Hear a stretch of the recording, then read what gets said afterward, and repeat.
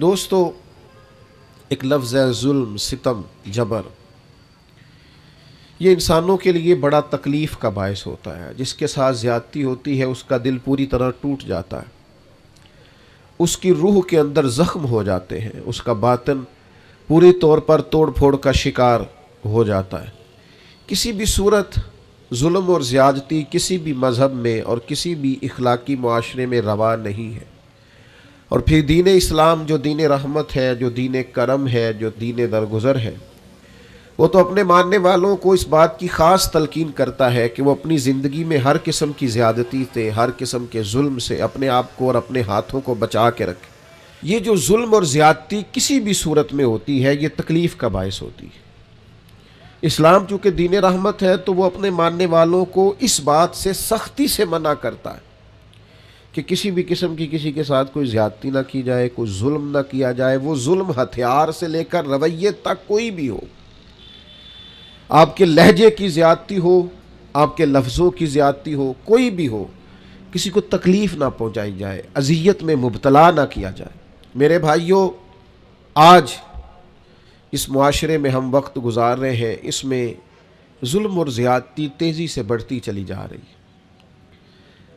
ہمارے سماجی ماحول کے اندر حق دبا لینا، ظلم کرنا، جبر کرنا، لوگوں پر الزام تراشیاں کرنا، عزتوں پر حملے کرنا، لوگوں کے بارے میں اپنا رویہ اس طرح کا کرنا کہ جس سے ان کو تکلیف ہو، یہ ہمارا معمول بن گیا. یاد رکھیے گا، جو دھلے ہوئے اور اجلے ہوئے چہرے ہوتے ہیں نا، ان پر ذرا سی بھی گرد بوجھ بنتی ہے. جو سفید کپڑے پہنے ہوئے لوگ ہوتے ہیں ان پر چھوٹا سا دھبا بھی دکھائی دیتا ہے. ہم مسلمان ہیں، ہمارے کپڑوں سے زیادہ ہماری روح اجلی ہوا کرتی ہے، ہمارے چہرے سے زیادہ ہمارا دل صاف ہوا کرتا ہے. میرے بھائیوں، زیادتی نہیں یار، تکلیف نہیں. یہ جو ہمارا مزاج بن گیا ہے نا کہ کوئی نہ کوئی، میں آپ کی خدمت میں عرض کروں، پہلے تو لوگ دو بدو لڑائی کر لیتے تھے، اپنا غصہ نکال لیتے تھے. اب تو ہم جس دور میں ہیں یہاں لوگ سازش کرتے ہیں، تکلیف دینے کے نت نئے بہانے تراشتے. لوگ اب شرارتوں کے ساتھ، لفظوں کے ساتھ، جملوں کے ساتھ روحوں کو زخمی کرتے. یاد رکھیے گا، نبی رحمت صلی اللہ تعالی علیہ وسلم نے فرمایا کہ رب فرماتا، لوگوں میں نے اپنی ذات پر ظلم کو حرام قرار دے دیا ہے. مالک و قادر مطلق ہو کر کریم فرماتا ہے میں کسی پر ظلم نہیں کرتا، اور تمہارے درمیان بھی ظلم کو حرام قرار دیتا ہوں، کسی پر زیادتی نہ کرنا. میں کیسے آپ کو بتاؤں کہ بہویں دروازوں سے لگ کے رو رہی ہیں. بہو کا باپ صلح کرانے گیا ہے تو وہ روتا جا رہا ہے اور روتا آ رہا ہے. جس کے ہاتھ کوئی سرا آیا ہے کسی کی ڈور کھینچنے کا، پھر اس نے کم نہیں کی. کسی شخص کا کہیں ہاتھ پڑتا تھا، وہ طاقتور تھا تو اس نے پھر کمزور کو لتاڑنے میں، گھسیٹنے میں کوئی کسر نہیں چھوڑی. مومن کی یہ شان نہیں. مومن کا مقام تو یہ ہے کہ نبی پاک صلی اللہ علیہ وسلم سے پوچھا گیا، حضور فرماتے حضرت موسیٰ علیہ السلام نے اللہ سے پوچھا، مالک تیری بارگاہ میں معزز کون ہے؟ بڑے لوگ بڑی جگہوں پہ معزز ہے، کوئی خاندان میں معزز ہے، کوئی قبیلے میں معزز ہے، کوئی علاقے میں معزز ہے، کوئی اپنے شعبے میں بڑا معزز ہے. اے اللہ تیرے حضور معزز کون ہے؟ تو حضور فرماتے رب کریم نے حضرت موسیٰ علیہ السلام سے فرمایا، میرے کلیم، جس کے پاس بدلہ لینے کی طاقت ہو اور پھر بھی اپنے بھائی کو معاف کر دے، رب کی نظر میں اس کی بڑی عزت ہے. وہ بڑا قابل تکریم ہے، وہ بڑا قابل اعزاز ہے. وہ طاقتور تھا، صاحب حیثیت تھا، اینٹ کا جواب پتھر سے دینے کی طاقت رکھتا تھا، وہ تہ و بالا کر سکتا تھا. لیکن کیا کیا اس نے کہ وہ جب قادر آیا، غالب آیا، اس نے معاف کر دیا اللہ کی رضا کے. تو ظلم نہیں، جبر نہیں، زیادتی نہیں، تکلیف نہیں. اور اگر کوئی ظلم کر رہا ہے تو وہ یہ مت بھولے کہ اگر کسی کو پتہ نہیں ہے کہ میں زیادتی کر رہا ہوں، وہ گھر میں زیادتی کر رہا ہے یا دکاندار ہو کے گاہکوں سے زیادتی کر رہا ہے یا آفیسر ہو کر اپنے ماتحتوں سے زیادتی کر رہا ہے یا سربراہ ہو کر کسی ادارے کا، اس ادارے کے معاملات سے زیادتی کر رہا ہے، استاد ہے تو شاگردوں کے حق میں کسی قسم کی ناانصافی کا مظاہرہ کر رہا ہے، وہ کوئی بھی اگر وہ سمجھتا ہے کہ میں زیادتی کر رہا ہوں، ظلم کر رہا ہوں، اور یہ کہ کسی کو پتہ نہیں چل رہا، میری سازش بڑی کامیاب جا رہی ہے اور میں نے آنکھوں میں دھول جھونک رکھا ہے، تو اللہ کا قرآن بولا، فرمایا وَلَا تَحْسَبَنَّ اللَّهَ غَافِلًا عَمَّا يَعْمَلُ الظَّالِمُونَ، فرمایا اے سننے والے، ہرگز اللہ کو ان کاموں سے بے خبر نہ سمجھنا جو کام ظالم کر رہے ہیں۔ یہ گمان نہ کرنا کہ رب بے خبر ہے، یہ وَلَا تَحْسَبَنَّ اللَّهَ غَافِلًا، اللہ کو غافل نہ جاننا، معاذ، یہ گمان نہ کرنا کہ اللہ بے خبر ہے ان کاموں سے جو کام ظالم کر رہے ہیں۔ تو یا اللہ، اگر تو باخبر ہے اور اگر آشنا ہے اور حقیقتاً ہے اور یقیناً ہے اور ایمان ہے کہ ہے، تو پھر ظلم ہوتا جا رہا ہے، پھر جبر ہوتا جا رہا ہے۔ تو اللہ کریم نے فرمایا انما یؤخرہم لیوم تشخص فیہ الابصار، فرمایا رب انہیں اس دن کے لیے مہلت دے رہا ہے جس دن پھر آنکھیں کھلی کی کھلی رہ جائیں گی۔ اس قیامت کے دن تک کے لیے اللہ مہلت دے رہا ہے جس دن پھر نگاہیں پھٹ جائیں گی، آنکھیں کھلی کی کھلی رہ جائیں گی۔ دوستو یاد رکھنا، ظلم کی 3 قسمیں، شرک بھی ظلم ہے۔ قرآن مجید نے کہا ان الشرک لظلم عظیم، بے شک شرک بہت بڑا ظلم ہے۔ یہ اللہ کے ساتھ زیادتی ہے کہ مالک اللہ ہو، خالق اللہ ہو، رازق اللہ ہو، قادر اللہ ہو، اور انسان اس کے ساتھ شریک ٹھہرائے۔ ایک تو یہ شرک ہے۔ ایک شرک اپنی ذات پر بھی شرک ہوتا ہے۔ جو لوگ گناہ کرتے ہیں نا، جو لوگ اللہ کی نافرمانی کر کے اپنے لیے دوزخ اکٹھی کرتے ہیں، وہ اپنی جان پر ظلم کرتے ہیں، گناہ کر کے، زیادتی کر کے، اللہ کی نافرمانی کر کے۔ قرآن مجید نے کہا وَمَن يَتَعَدَّ حُدُودَ اللَّهِ فَأُولَٰئِكَ هُمُ الظَّالِمُونَ، فرمایا وہ جو اللہ کی حدوں کو توڑتے ہیں وہ ظالم ہیں، اپنی جان پر ظلم کر رہے، وہ اپنے ساتھ زیادتی کر رہے۔ اور جو کسی پر ظلم کرے وَلَا تَحْسَبَنَّ اللَّهَ غَافِلًا عَمَّا يَعْمَلُ الظَّالِمُونَ، وہ یاد رکھے کہ اللہ بے خبر نہیں ہے، اللہ کو علم ہے، اللہ نے ڈھیل دے رکھی۔ نتیجہ کیا نکلے گا؟ نتیجہ یہ نکلے گا جو تھوڑی سی بھی زیادتی کر رہا ہے نا، اسے 3-4 نقصان ہوتے ہیں۔ سب سے پہلا نقصان تو یہ ہوتا ہے کہ اللہ ظالموں کو پسند نہیں کرتا، تو جس کو رب پسند نہ کرے وہ پھر کسی کا پسندیدہ رہ سکتا، اس کی زندگی سکون قرار والی ہو سکتی۔ اگر کوئی ظالم ہے تو لا یحب الظالمین، اللہ ظالموں کو پسند، بڑا ظلم کر لے جس نے کرنا ہے، جتنی زیادتی کرنی ہے کر لے، لیکن اللہ کہتا ہے انہ لا یفلح الظالمون، ظالم کبھی کامیاب نہیں ہو سکتا۔ ہزاروں بچے قتل کرائے تھے فرعون نے، یذبحون ابناءکم ویستحیون نساءکم، وہ بچوں کو قتل کرا دیتا، عورتوں کو زندہ رکھتا کہ حضرت موسیٰ علیہ السلام پیدا نہ ہو۔ ایک الجھا ہوا خواب دیکھ کر اس نے اتنے بچے ذبح کرائے اور معاذ اللہ خدا کہلوایا، مطلق، کوئی اس کو پوچھنے والا نہ تھا۔ لیکن رب کیا کہتا ہے وَأَغْرَقْنَا آلَ فِرْعَوْنَ، ہم نے فرعون کو بھی غرق کر دیا اور فرعون والوں کو بھی غرق ہی ہوا ہے۔ کامیاب ظالم کبھی کامیاب، ایک بہت بڑی سزا ہے ظالم کے لیے، اور میرا خیال ہے اس سے زیادہ سزا نہیں ہو سکتی جو میں اب بیان کرنے لگا ہوں۔ وَاللَّهُ لَا يَهْدِي الْقَوْمَ الظَّالِمِينَ،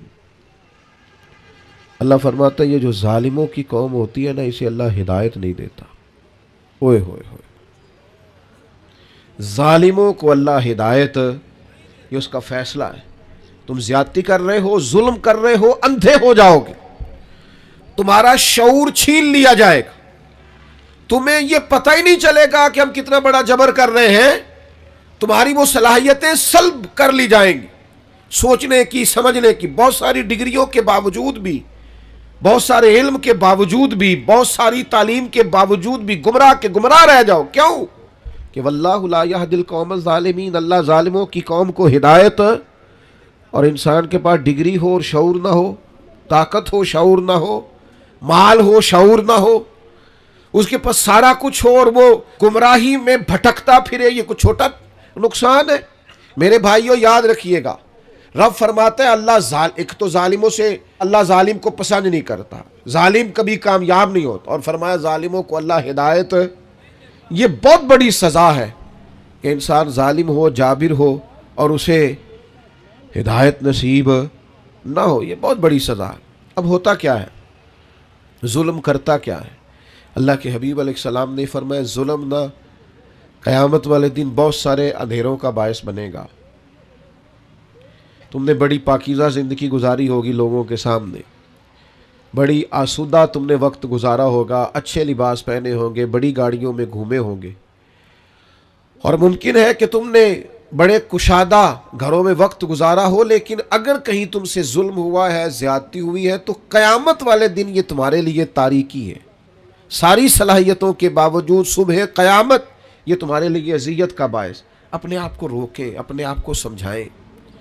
ہم نا جاتے جاتے بھی کئی دفعہ ایسی بات کہہ جاتے ہیں جو بات درست، میں آپ سے عرض کروں، سڑک پر چلتے ہوئے میں نے خود دیکھا ہے، چونکہ مجھے بہت سفر کرنا پڑتا ہے، میں نے خود دیکھا ہے کئی دفعہ گاڑی چلانے والے ڈرائیور کی غلطی نہیں ہوتی، ماحول ایسا بن جاتا ہے، لیکن لوگوں کا جو رویہ ہوتا ہے، جو گفتگو کا انداز ہوتا ہے، تو عرض یہ کرنا چاہتا ہوں کہ ایسا نہ سمجھیں کہ صرف امیر ہی زیادتی کر رہا ہے، کہیں کہیں وہ شخص بھی جس نے ذمہ داری لی ہے، لوگوں کی چھتیں نہیں گر جاتی، لینٹر نہیں گر جاتے، کس کی زیادتی؟ کام کرنے والے کی۔ تو اپنے اپنے شعبے میں، اپنی اپنی جگہ، اپنے اپنے ماحول میں لوگ غیر ذمہ دار ہوتے ہیں، زیادتی کرتے ہیں، اس کا نقصان ہوتا ہے۔ تو میرے عزیز یاد رکھیے گا، زیادتی نہیں۔ اللہ کے پیارے رسول صلی اللہ تعالی علیہ وسلم نے فرمایا آپس میں ایک دوسرے پر ظلم نہ کرو، ورنہ تم دعائیں کرو گے تو اللہ تمہاری دعائیں قبول نہیں کرے گا۔ تم بارشیں مانگو گے، اللہ تمہیں بارشیں نہیں دے گا۔ تم اللہ سے مدد مانگو گے لیکن تمہاری مدد نہیں کی جائے گی۔ یاد رکھیے گا، اپنی زندگی میں کوشش کریں، ہم امیر ہیں یا غریب ہیں، ہم باپ ہیں، استاد ہیں، عالم ہیں، آفیسر ہیں، سیاستدان ہیں، کچھ بھی ہیں، ہم سے کوئی زیادتی نہ ہو، کسی کو ہماری وجہ سے تکلیف نہ پہنچے۔ میں دوستوں سے کہا کرتا ہوں چلو اس طرح کرو، کسی کا بھلا نہیں کر سکتے نقصان ہی نہ کرو، فائدہ نہیں کر سکتے تو کسی کے ساتھ ظلم ہی نہ کرو، کسی کو دعا نہیں دے سکتے تو بد دعا ہی نہ دو۔ چلو ایسا کرو کہ اپنے وجود کو رکاوٹ ہی نہ بناؤ، کسی کے لیے آسانی پیدا کرنے کی صحیح کریں، مل جل کے کسی کا بھلا کرنے کی کوشش کریں، لوگوں کے لیے خیر جمع کرنے کا ارادہ کریں، کوشش کریں کس حد تک کسی کا بھلا ہو سکتا ہے۔ لیکن مظلوم جو ہے، جس پر زیادتی کی جا رہی، یاد رکھیے گا، سمجھ لیجئے گا کہ جس طرح لوگ کہتے ہیں نا فلانے آدمی کو کہ یہاں آگ ہے اس سے بچ، یہاں تیر برس رہے ہیں بچ جا، یہاں گولیاں چل رہی ہیں بچ جا، مظلوم کی بد دعا سے بھی اسی طرح بچنا چاہیے۔ جب لوگ کسی کو اتنا مجبور کر دیتے ہیں نا کہ بے بس ہو جائے اور وہ اور کسی سے کچھ نہ کہہ سکے، جب وہ اس بات پر مجبور ہو جائے کہ اب کسی کو کچھ نہیں کہہ سکا اور پھر وہ رو کے رب کے حضور عرض کرے، اس وقت سے بچے، مظلوم کی بد دعا سے بچے۔ حضرت معاذ ابن جبل رضی اللہ تعالیٰ عنہ کو نبی پاک صلی اللہ تعالیٰ علیہ وسلم نے یمن کا گورنر بنایا تھا، اور جب رسول اللہ صلی اللہ تعالیٰ علیہ وسلم انہیں یمن بھیج رہے تھے نا، تو حضور نے ایک نصیحت فرمایا یاد رکھنا تم گورنر بن کے جا رہے ہو، مظلوم کی بد دعا سے بچنا، اس لیے کہ مظلوم کی بد دعا اور اللہ کے درمیان کوئی رکاوٹ نہیں ہوتی، فوراً قبول ہو جاتی۔ آج آپ یقین کریں کتنی ساری جگہیں ہیں، کتنی ساری زمینیں ہیں جن پر ناجائز قبضے ہیں، اور بڑی آسانی کے ساتھ لوگ زیادتی کرتے، جبر کرتے، چھوٹی چھوٹی باتیں ہیں، بس وہ پڑوسی کو جگہ نہیں بیچنے دینی، وہ اپنی بیچ رہا ہے، اس کو روک دیا ہے، اس پر جبر ہو رہا ہے، اس بیچارے کو مجبوری ہے، اس کو کہیں جانا ہے، اور پھر میں نے ایسا بھی دیکھا ہے کہ کوئی شخص مجبور ہے، وہ جگہ بیچنا چاہتا ہے، دوسرے نے اس پر کوئی سٹے لیا ہوا ہے، اب اس کی قیمت گر گئی، اب وہ بیچارہ اور آزمائش میں آ گیا۔ نبی رحمت نور مجسم شفیع معظم صلی اللہ علیہ وسلم نے فرمایا جس نے کسی کی بالشت بر زمین پر قبضہ کیا ناجائز، ایک بالشت، ایک گیٹ، اللہ قیامت والے دن 7 زمینوں کا توق بنا کے اس کے گلے میں ڈال دے گا۔ ایک حدیث میں فرمایا 7 زمینوں میں دھنسا ڈالے گا۔ کیوں ناجائز قبضے کرتے؟ انسان کے لیے صرف 2 گز زمین کی ضرورت ہے، جس کا وہ اصل مالک ہوتا ہے قیامت تک، جس میں رہنا ہے۔ لیکن ہمارے ہاں چھوٹی چھوٹی چیزوں پر لوگ ایک دوسرے کا ساتھ زیادتی کرتے ہیں۔ اور بھائیوں، اگر بادشاہ چاہتے ہیں نا ان کے محل سلامت رہے تو وہ کوشش کرے کسی کی جھونپڑی کو تکلیف نہ دے۔ اگر وہ چاہتے ہیں نا ان کے بڑے بڑے مینار قائم رہیں تو وہ کبھی بھی کسی غریب کی کٹیا گرانے کا خیال اپنے دل سے نکال دے۔ اگرچہ تم بڑے بنگلوں میں بستے ہو، لیکن ہو سکتا ہے کسی غریب کی دعا کی برکت سے ہی اللہ نے تمہیں کشادہ گھر دے رکھا ہو سکتا ہے کسی مسکین نے جو تمہارے گھر سے لقمہ کھا کے تمہارے لیے ہاتھ اٹھائے ہو، اس کی برکت سے اللہ نے تمہیں یہ سعادت دے رکھی ہو۔ تو بھائی، ظلم نہیں، زیادتی نہیں۔ نبی پاک صلی اللہ تعالی علیہ وسلم نے ارشاد فرمایا کہ رب فرماتا ہے 3 طرح کے لوگ ایسے ہیں قیامت کے دن اللہ فرماتا ہے میں ان کے خلاف کھڑا ہوں گا، میں ان لوگوں کا مخالف ہوں گا، اور 3 طرح کے لوگ ایسے ہیں میں ان کا وکیل بنوں گا۔ یہ حدیث صحیح بخاری میں موجود ہے۔ اللہ فرماتا ہے جس نے میرے نام پر وعدہ کیا اور پھر وعدہ خلافی کی، میں اس کا فریق بنوں گا، اس سے پوچھوں گا۔ اور جس نے کسی آزاد کو بیچ کر قیمت کھا لی، غلام بنا ڈالا، قیامت میں اس کا فریق بنوں گا۔ اور سننا، نبی کریم علیہ السلام نے فرمایا، صحیح بخاری میں موجود ہے، رب فرماتا ہے جس نے کسی کو مزدوری پہ رکھا پھر مزدور سے کام تو پورا لیا لیکن مزدوری نہ دی، اللہ فرماتا ہے میں قیامت میں اس کا فریق بنوں گا۔ آپ یقین کریں، مجھے مکے اور مدینے میں لوگ تڑپتے اور روتے ہوئے ملے ہیں کہ حضرت صاحب محنت کی ہے، مزدوری کی ہے، پر مالک نے پیسے نہیں دیے، تنخواہیں کھا گیا ہے، گھر چھوڑا ہے، بچے چھوڑے ہیں، پردیس میں بیٹھے، لیکن لوگ سمجھتے ہی نہیں۔ جہاں بھاگ جا جگہ سے ملتے ہیں لے لے، ہاں ملتے ہیں، کیوں نہیں ملتے، یہ ملیں گے۔ انما یؤخرہم لیوم تشخص فیہ الابصار، یہ تمہیں قیامت میں دینے ہیں۔ تم نے کہا جاؤ جہاں سے ملتے ہیں لے لو، ملتے ہیں، رب دیتا ہے اور اپنے فضل سے دیتا ہے اور وہ دے گا، اور تم دیکھو گے تمہیں دینے پڑیں گے۔ یاد رکھیے گا، مظلوم کے ساتھ زیادتی بالکل نہیں، قطعاً نہیں۔ اور مظلوم کوئی بھی ہو، کسی طرح کا بھی ہو، ذمی ہو، کسی مسلمان ملک میں رہتا ہو لیکن کافر ہو، اس کے ساتھ بھی زیادتی کی اجازت اللہ کے پیارے رسول صلی اللہ تعالی علیہ وسلم نے فرمایا جو شخص کسی ذمی پر ظلم اور زیادتی کرے یا اس سے اس کی طاقت سے زیادہ کام لے یا اس کی کوئی چیز اس کی مرضی کے بغیر لے، تو فرمایا قیامت کے دن میں اس ذمی کافر کا وکیل بن کے گویا اپنے امتی پر مقدمہ کروں گا۔ کیوں زیادتی کی تم نے؟ کیوں ظلم کیا؟ میرے بھائیوں، ہمیں نا حساس ہونا پڑے گا، تھوڑا سا ان چیزوں کو سمجھنا پڑے گا۔ ہمارے گھروں میں بڑی زیادتیاں ہوتی ہیں، ہم چپ رہتے ہیں، آپ نے ناراض نہیں ہونا۔ بعض جگہ پہ ساتھ زیادتی کر رہی ہوتی ہے، سسر صاحب اپنی عزت بچائے بیٹھے، یہ زیادتی ہو رہی ہے اور تیرے سامنے ہو رہی، اور تو اس لیے دانت دبائے بیٹھا ہے کہ تو اگر بولے گا تو پھر تیرے بارے میں بھی بات ہو جائے گی، اپنا دفاع کرتے کرتے ظلم کو دیکھتا جا رہا ہے۔ ہمارا دوست اپنے ملازم پر زیادتی کر رہا ہوتا ہے، ہمیں خبر ہوتی ہے، لیکن ہم کہتے ہیں مجھے کیا لگے، میرے تعلقات تو ٹھیک چل رہے ہیں نا۔ ہمارے اڑوس پڑوس میں بہت سارے لوگ ظلم کا، جبر کا، زیادتی کا بازار گرم کیے ہوئے ہوتے ہیں، لیکن ہم گونگے بنے رہتے ہیں، جان بوجھ کے اندھے بہرے بنے رہتے ہیں۔ ہم ہاتھ روک سکتے ہیں۔ اللہ کے حبیب علیہ السلام نے فرمایا ظالم کی بھی مدد کرو اور مظلوم کی بھی مدد کرو۔ میرے عزیز یاد رکھیے گا، حضور علیہ السلام نے فرمایا اپنے بھائی کی مدد کرو، چاہے ظالم ہو چاہے مظلوم ہو۔ تو فوراً صحابہ نے عرض کی یا رسول اللہ صلی اللہ تعالی علیہ وسلم، مظلوم کی مدد تو سمجھ میں آتی ہے، یہ ظالم کی مدد کیسے کریں؟ اللہ کے حبیب نے فرمایا اسے ظلم سے روک دو، یہی اس کی مدد ہے۔ اسے سمجھا دو کہ بھائی یہ تو زیادتی کر رہا ہے، یہ تو غلط کر رہا ہے، اس سے تو اپنے لیے دوزخ کٹھی کر رہا ہے، اسے سمجھا دو، قائل کر دو، اسے اس ظلم سے روک دو، بڑی مدد ہے۔ اس کی دنیا اور آخرت بچ جائے گی. اسے قائل کرو. تھوڑی دیر کے لیے آپ کو برا بھلا ہی کہے گا نا, ہمارا مخالف ہی ہو جائے گا نا, کوئی حرج نہیں. بندہ مخالف ہو جائے اور اللہ راضی ہو جائے تو یہ سودا مہنگا ہے؟ یہ تو بڑا سستا سودا ہے. بندہ مخالف ہو جائے اور اللہ راضی ہو جائے, اس میں کیا حرج؟ اس لیے مدد کریں اور خوب مدد کریں. میں آپ کی خدمت میں عرض کروں, یہ جو ظلم ہوتا ہے نا, یہ بھولتا نہیں. تھوڑی سی بھی زیادتی کسی کے ساتھ ہونا تو اس بندے کو بھولتی یاد رہتی. جب قیامت میں غریبوں کو اللہ اختیار دے گا کہ ان لوگوں کو بلاؤ جنہوں نے زیادتیاں کی تھی, تو پھر غریب اس دن طاقتور ہوں گے خدا کے فضل سے. تمہیں کٹہروں میں کھڑا کیا جائے, اس لیے مارا تھا.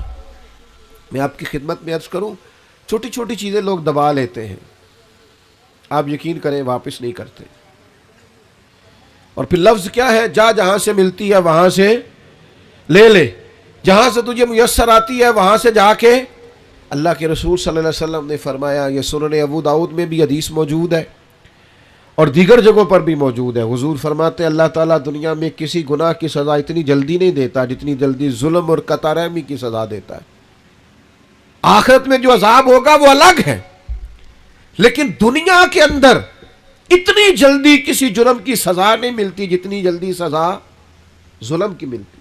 مکران شاہ تھا نا, بادشاہ تھا وقت کا, تو سیر کا بڑا شوقین تھا. سیر پہ گیا ہوا تھا تو بہت ساری فوج بھی ساتھ جاتی تھی, سپاہی ساتھ جاتے تھے. اس کے سپاہیوں نے کیا کیا, ایک بوڑھی عورت کی گائے جبرن ذبح کر کے نا کھا لی.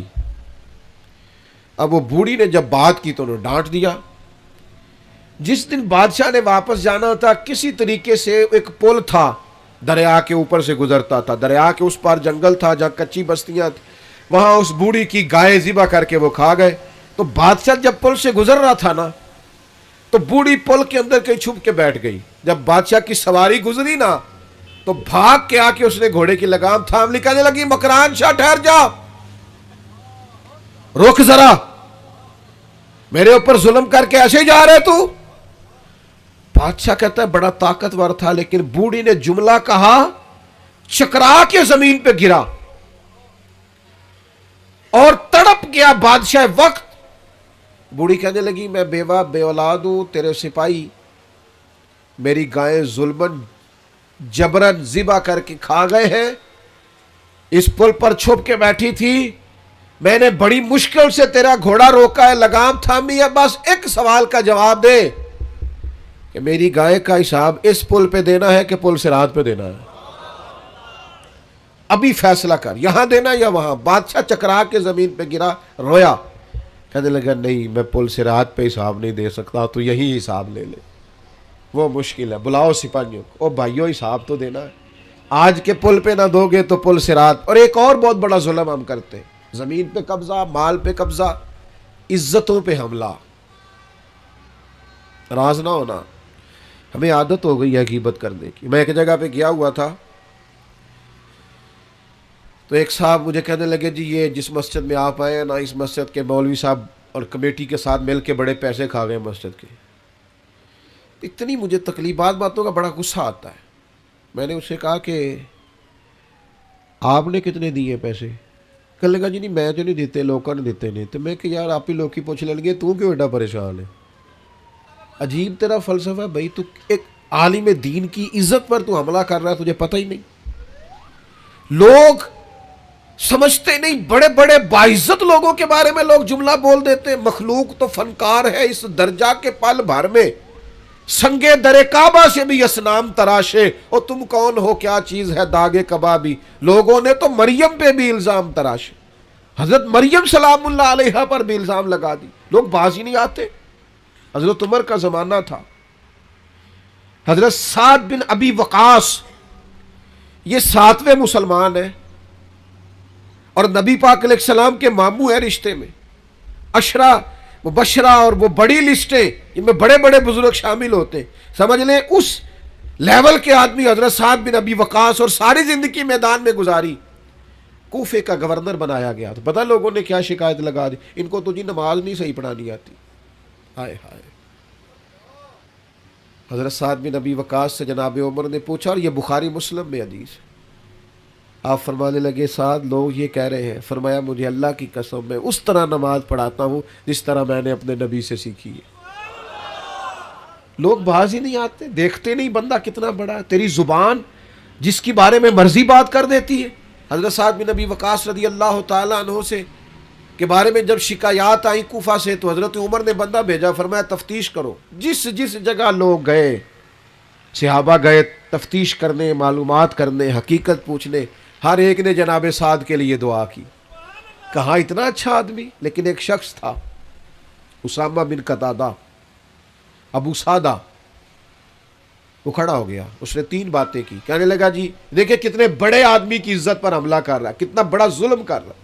کہنے لگا جی ایک تو یہ لوگوں کو جنگ میں بھیج دیتے ہیں, خود نہیں جاتے. ایک مال غنیمت صحیح تقسیم نہیں کرتے. ایک فیصلے ٹھیک نہیں کرتے. حضرت سعد بن ابی وقاص 7ویں مسلمان, نبی پاک کے ماموں, قربان جائے. حضرت سعد کو بڑی تکلیف ہوئی. جب عزت دار آدمی کے بارے میں لوگ بات کرتے ہیں دل ٹوٹ جاتا ہے. تڑپ گئے اور عرض کرنے لگے یہ بخاری مسلم کی صحیح حدیث جید سند کے ساتھ حدیث عرض کر رہا ہوں. حضرت سعد بن ابی وقاص اللہ کے حضور عرض کرنے لگے مالک اگر یہ بندہ جھوٹا ہے نا تو اس نے میرے بارے میں 3 باتیں کی ہیں, میں بھی 3 بد دعائیں اسے دیتا ہوں. اللہ ایک اس کی عمر لمبی کر دے, ایک اس پر محتاجی غالب کر دے, ایک اسے فتنوں میں مبتلا کر دے. لوگ کہتے ہیں اس کی اتنی لمبی عمر ہو گئی تھی کہ یہ بھویں اس کی جھک گئی تھی اور گلیوں میں مانگتا پھرتا تھا. بڑھاپا تھا, چلا نہیں جاتا تھا, لیکن معاذ اللہ فتنے کا یہ حال تھا. اس حالت میں بھی لڑکیوں کو چھیڑتا. لوگ لانتے برساتے, کہتے تو کیا کرتا ہے. تو کہنے لگا لوگوں تمہیں پتہ نہیں مجھے جناب سعد بن ابی وقاص کی بد دعا لگ گئی ہے. یہ بد دعائیں پیچھا کرتی ہیں, نیند میں سراغ کر دیتی ہیں. مجھے بے چینی رہتی ہے, بے قراری رہتی ہے, مجھے اضطراب رہتا ہے, مجھے گھر میں نیند نہیں آتی. اور غور کر تو نے بد دعا تو نہیں لے لی کسی مظلوم کی. سوچ کسی کو تکلیف تو نہیں دے بیٹھا, کسی کا مال تو نہیں دبا لیا, کسی کی عزت پر حملہ تو نہیں کیا. نبی اکرم صلی اللہ تعالی علیہ وسلم نے فرمایا, مسند احمد میں موجود ہے, فرمایا مظلوم کی آہ اللہ ضرور بالضرور سنتا ہے. مظلوم کی, یہ یاد رکھنی آپ نے حدیث, مظلوم کی بد دعا اللہ ضرور سنتا ہے. اگرچہ مظلوم فاسق فاجر ہو, اگرچہ مظلوم کافر ہو, اس کے کفر کا وبال اس پر, اس کے گناہ کا وبال اس پر, لیکن اگر کسی بندے نے اس پر ظلم کیا تو اللہ اس کی بات کو ضرور سنے. اور ہم تو عزت دار لوگوں کے بارے میں باز نہیں آتے, باوقار لوگوں کے بارے میں باز نہیں آتے. اولیاء اور صوفیاء کے بارے میں لوگوں کی زبانیں کھل گئی ہیں, لوگ بات سمجھتے نہیں کس کے بارے میں کیا کہہ رہے ہیں. میں آپ کو یقین کے ساتھ کہتا ہوں, پہلے ہم یہ کبھی سنا کرتے تھے اور یہ ہمارے تجربے تھے, باتیں گزری تو ہمیں سمجھ آئی, تجربے سے گزری تو سمجھ آئی کہ تلوار کے زخم بھر جاتے ہیں, زبان کے زخم بھرتے نہیں. او میرے دوستو, کسی کو کوئی تھپڑ مارتا ہے تو وہ درد چند لمحوں کے لیے ہے, لیکن کسی کو گالی دیتے ہو تو وہ زخم بھرتا. اور اگر اپنے کسی پیارے کے بارے میں بیٹھ کے کئی غیبت کرتے ہو نا, میں نے ایک دفعہ اپنے ایک دوست کے بارے میں اس کی غیر موجودگی میں کہا تھا, میں نے کہا یار ساری دنیا بات کر لیتی تو نہ کرتا, تجھ سے شکوہ نہیں بے وفائی کا, پر تجھ سے امید بہت زیادہ تھی. تیرا تو پیار تھا, تیرا بنتا نہیں تھا, تجھے نہیں چاہیے تھا. اور پھر آپ ایک بات آپ کو بتاؤں, جن کے پاس بیٹھ کے ہم غیبتیں کرتے ہیں نا, یہ سگے نہیں ہوتے, یہ فوراً جا کے سناتے ہیں. اور آدھی بات آپ نے کی ہوتی ہے, باقی آدھی ان کے پاس ہوتی ہے. اور کچھ لوگوں کو چسکا لگا ہوتا ہے لوگوں کی عزتوں پہ ہاتھ ڈالنے کا. یہ کام کبھی نہ کریں, اور لوگ کر دیتے ہیں. میں نے اپنی زندگی میں دیکھا ہے ایسے واقعات. ایک بات آپ مجھے بتائیے, اتنا بڑا مجمع ہے, ہوتا حد نگاہ دوست ہی دوست ہیں, مجھے بتاؤ ہزاروں میں آپ لوگ ہیں یہاں, آج کسی بزرگ آدمی کے بارے میں, اسکول ٹیچر کے بارے میں, پروفیسر کے بارے میں, عالم کے بارے میں کوئی عورت اٹھ کے کہہ دے کہ اس نے میرے ساتھ 10 درازی کی ہے, تو لوگ تفصیل پوچھیں گے جا کے اس بندے سے کہ تو نے کیا کہ نہیں. کس کی مانی جاتی ہے؟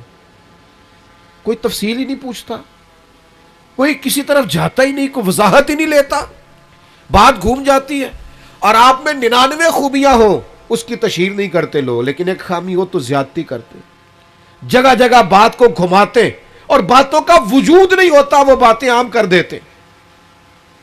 حضرت سعید بن زید عشرہ مبشرہ صحابی ہیں, حضرت عمر کے بہنوئی ہیں. یہ وہی حضرت سعید بن زید ہیں